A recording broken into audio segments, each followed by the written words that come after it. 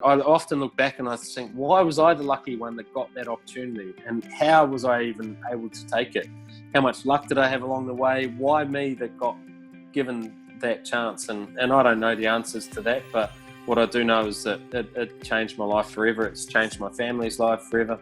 And I feel very blessed and very humble and very, very lucky to have had the opportunity. And what I did that night was something I didn't think I was capable of achieving. I couldn't have done it without my teammates, that's 100% sure, and the support of all those around the IPL and those who provided the opportunity. But yeah, it was just a surreal moment in time where you just look back and say, how lucky was I?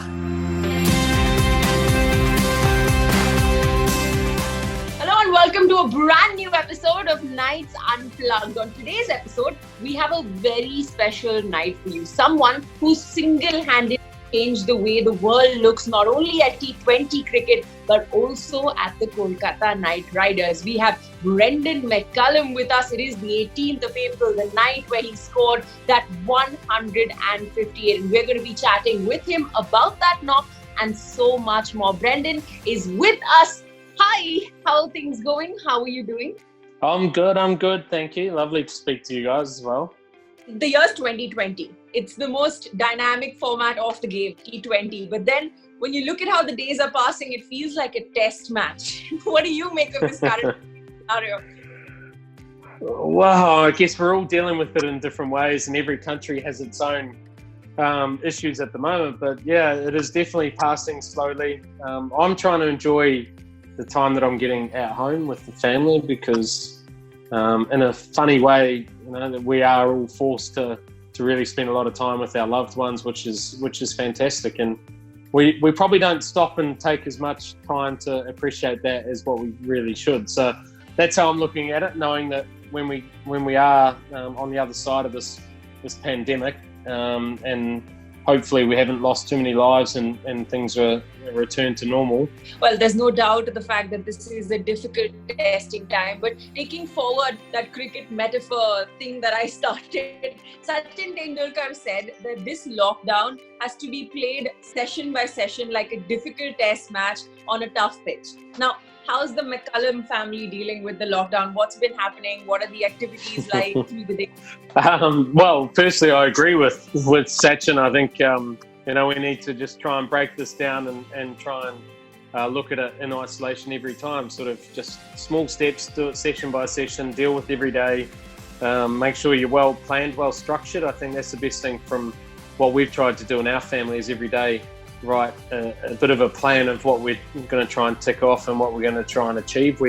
Funnily enough, we've done it around meal time, so we've breakfast together, lunch together, and then dinner together, and then around that we sort of tick off some jobs outside and also take care of all those jobs that when we all have them, we put things to the back of our mind and we leave those jobs for that time that you hope never happens, whether it's cleaning out your wardrobe or whether it's cleaning the roof or doing all the gutters or whatever. There's always something to be done. So that's all we're trying to do at the moment is just tick off a few odd jobs and get through every day, just as Sachin said, play it like a test match and break it down into sessions.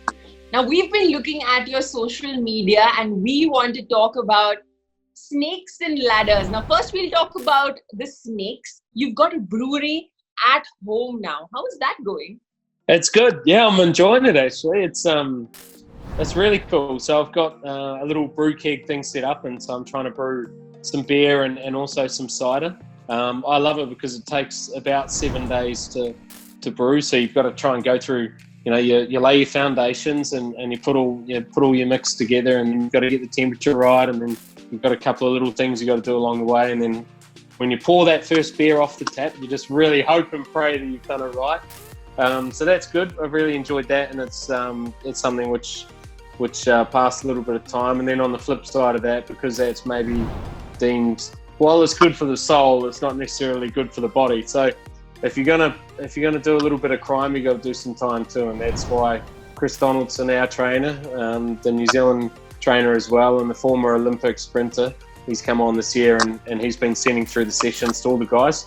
And I've sort of figured as coach it would be, I can't ask others to do what you're not prepared to do yourself, right? So whilst I can't do them as well as what the players will do, I can certainly put in a little bit of effort. And I've also heard that the shirts this year, all our practice shirts and coaches' shirts are going to be very, very tight. So I need to make sure that I'm not too fat as we head into the season. Absolutely. Now, let's take a walk down memory lane. Tell us about that first night in Bangalore, the opening night of the Indian Premier League, a grand opening ceremony. What was going through your head before you walked out the bat? Just tell us what Baz was thinking.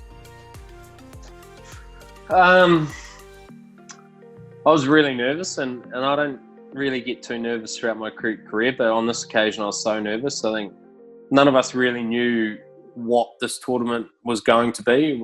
We loved the idea of it, we loved the fanfare, and where it went to in a really short space of time from the eyeballs of the cricketing world got turned to Bangalore that night. And I don't know why, but I feel so lucky and privileged to have had the opportunity. You talk about sliding doors moments and careers and in lives, and that night my life changed completely in the space of sort of 3 hours or even an hour and a half. And why was I the one who got that opportunity to be able to go and face first with Sourav Ganguly and like to play in the first game, to have the first opportunity at bat in such a huge tournament for world cricket and such a game changer for world cricket.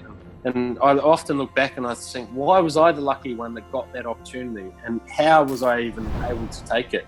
How much luck did I have along the way? Why me that got given that chance? And I don't know the answers to that, but what I do know is that it changed my life forever. It's changed my family's life forever.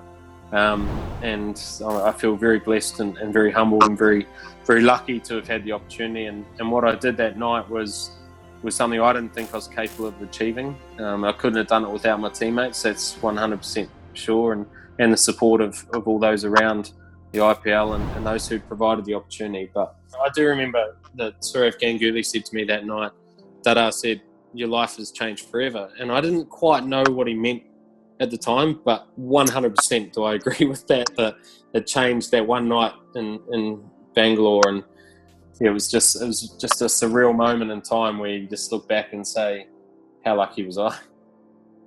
But then you also pulled in so many people watching from the stands and from their homes, and you built that KKR family really that has just only been growing over the years. Do you remember how many sixes you hit in that innings? 12? Was it 12?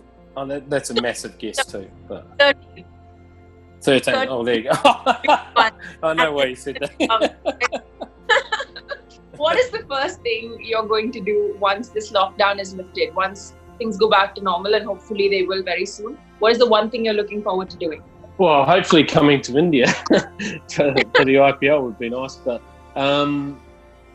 what's funny about this lockdown is it does make you realise what you do and you don't really appreciate, and what you do and don't really need. And like the family time's been fantastic, and like all the eating out in the restaurants and all the other stuff that you sort of just did, it just shows you don't really need it. You can live a slightly simpler life and enjoy yourself. So what would we do? Probably,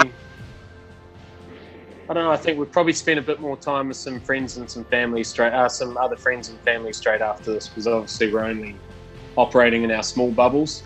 But to be able to go and have a good sort of barbecue or dinner with a lot of your friends and your families, get all the kids together and just watch people laugh and joke and smile and run wild out in the grass would be something I'm looking forward to. This was only part one of the conversation that we had with Brendon McCullum. If you want to know what part two has, you have to tune in only to Nights Unplugged.